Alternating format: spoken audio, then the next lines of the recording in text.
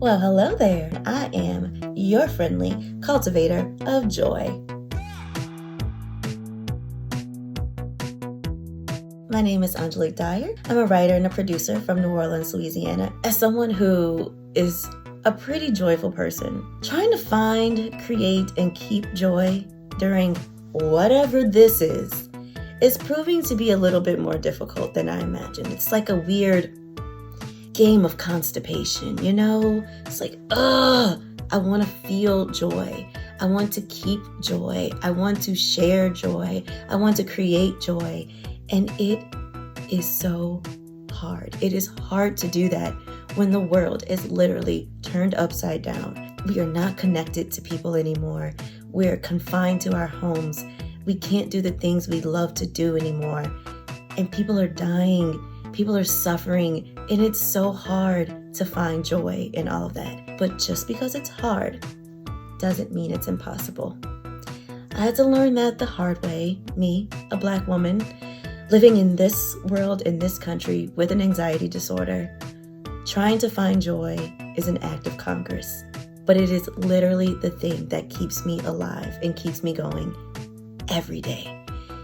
And that's why I love to talk to people about it. I love to teach people the joy of joy. My purpose in life is to do what I have to do to create joy for myself and for others. When I do that, I feel all good. I feel like a glass of champagne, all bubbly. Joy, speaking of bubbles, is like that really, really happy and bubbly person, wildly optimistic, glass always full kind of girl. And she's just like, oh my God, rainbows and butterflies and unicorns. And you're just like, you want to hate her and you want to never invite her to brunch. But for some reason, you can't escape her and you kind of don't want to. That's joy. You can't help but keep it and put it in your pocket for a rainy day. Every day when I wake up and I slide my eye mask off and I've actually gotten, 5 hours of sleep, I tell myself, okay, today, what are we going to do? We're going to count it all joy.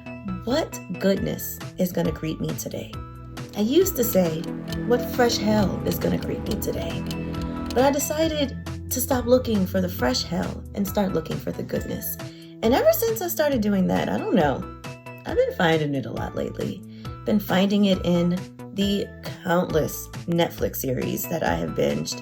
I've found it in my daily FaceTime talks with my nieces, and they just get so excited about everything they are learning in school with their grandmother. And it's in those Zoom calls I have with my best friends who are scattered across the country. And it's in those quiet moments in the morning when the birds are twittering outside and I open my eyes and I see my flowers have not died overnight.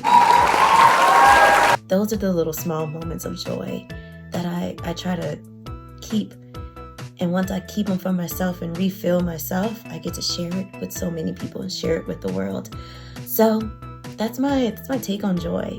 Being a Black woman in this country, I truly believe there's an enemy out there who would rather see me never feel joy, never experience it, and never keep it, and never share it. And that alone, I'm a pretty stubborn girl, is enough for me to be like, I'm going to do what I want to do anyway. I'm going to find joy. I'm going to keep this joy, and then I'm going to share this joy with everyone I know. It's hard. It's hard being a Black woman and feeling joyful when every day you're confronted with microaggressions and macroaggressions, what I'm supposed to be doing and what I'm not supposed to be doing, and who's a hashtag today, and will this be the day that I get pulled over? It's those little things that stop you from feeling that joy.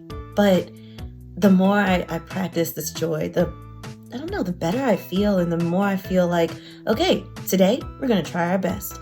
We're going to take all of this joy that we have, and we're going to try our best today to get through every day.